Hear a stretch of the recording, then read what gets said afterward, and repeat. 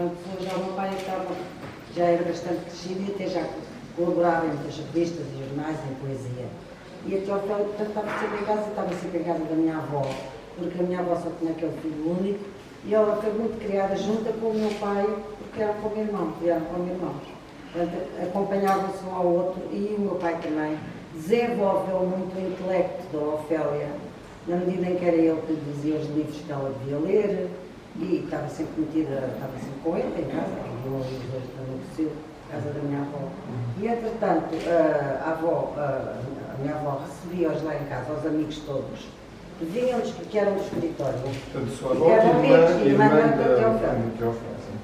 Recebia os amigos todos do Fernando em casa, na casa no Possível, onde dizia o meu pai, a tia Ofélia, a avó, e onde o meu pai organizava umas tertúlias, onde vinham aqueles amigos todos, os pintores, artistas, escultores, os poetas, os escritores, desde o Almada Negreiros, que ia lá imenso, Vitorino Mésio, também que toda a gente conhece, eram o Jorge Barradas, o Mário Ilói, já disse, o Mário Ilói, também estava sempre lá em casa, os pintores todos daquele tempo, e escritores, muitos deles eram do escritório também, que eram amigos, portanto, do Fernando Pessoa e do meu pai. Pronto, não era que ele fazia umas tertúlias e a Ofélia, quando estava em casa, conhecia aquela gente toda.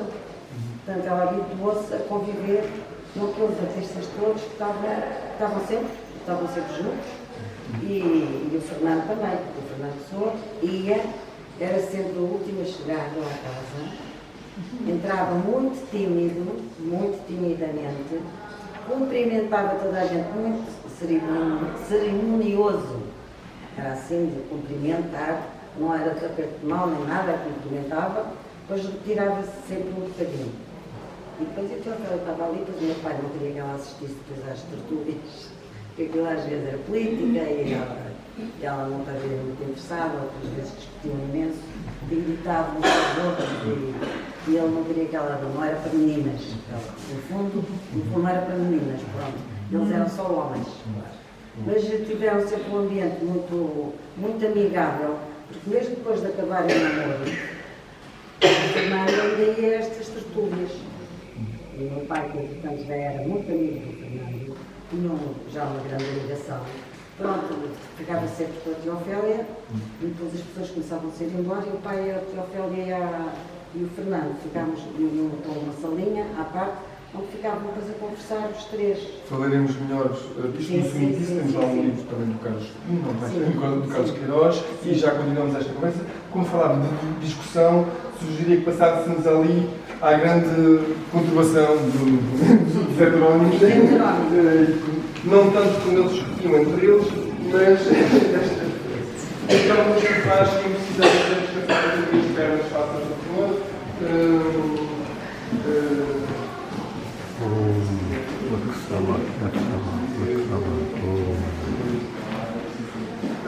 Todos juntando, se alguém quiser começar as pernas, esteja à vontade, vou capacitar um bocadinho. Então, aqui no museu, esta é a parte dedicada aos principais heterónimos, faz o professor e o meio, sim, o Bernardo Soares, mas aqui neste contexto desta visita ia puxar para o lado também astrológico, como sabem, tem uma importância imensa da Fernando Pessoa, não só na vida literária, mas também na vida real, não é?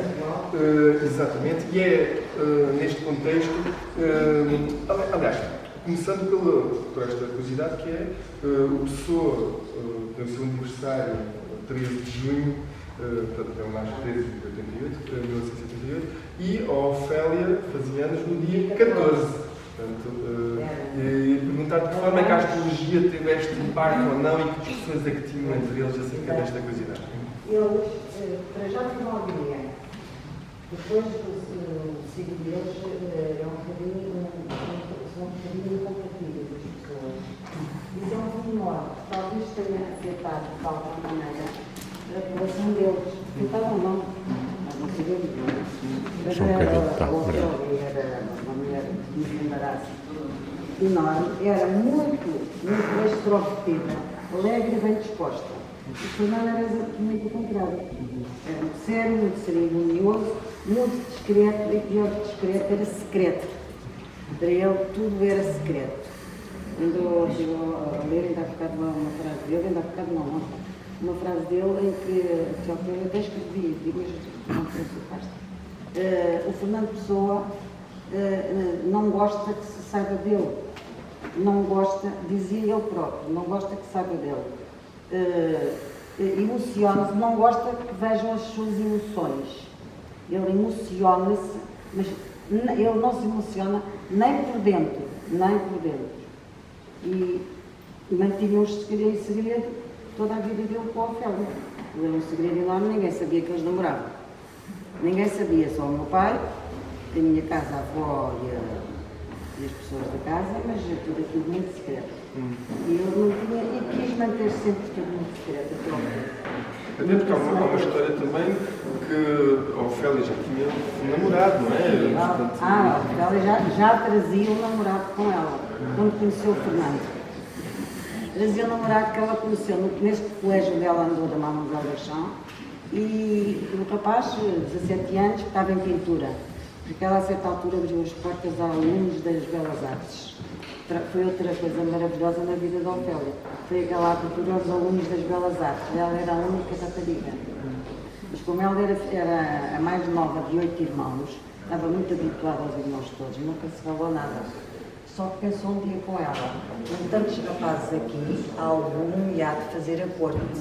E ela ficou à espera e pensou ainda, o primeiro que me pedir eu aceito.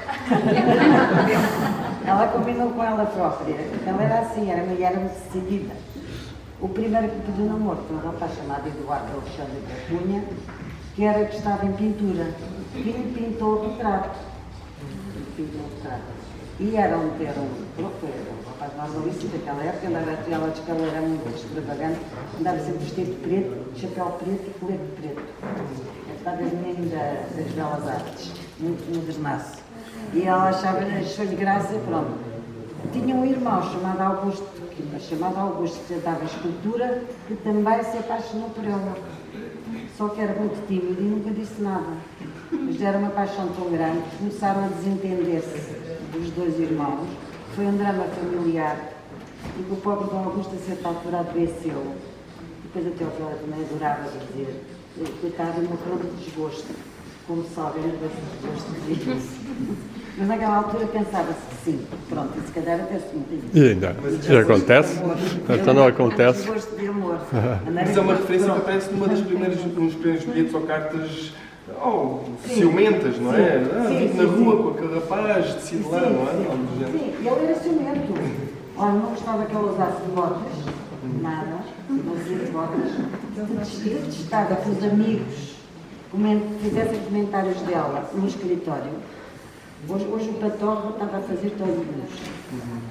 E tu também fizeste olhinhos ao Pantorra. O Pantorra era um espanhol, muito amigo de Fernando, tinha a idade do Fernando. Já eram amigos desde outros tempos. E era um homem fantástico, amicíssimo dele. Sempre que ele ficava doente em casa e não ia trabalhar, ele ia imediatamente para a casa do Fernando, onde quer que ele morasse, porque ele andava sempre a mudar de casa, não era? Ia sempre vê-lo para ajudar, para ver o que é que ele precisava de. O Fernando era metade a coisas de garganta. Podíamos ver. Ele já agora viveu em 17 sítios diferentes, depois no primeiro andar há um mapa com tudo isso. E também há referências nas cartas à mudança de casa, portanto, quando veio aqui para. Quando veio para aqui, ele assistiu a tudo. Já podemos falar depois disso, no primeiro andar. Nesse caso, sugeria que fôssemos ao segundo ver a parte da biblioteca e da referência também ao Cascais. Então, vamos.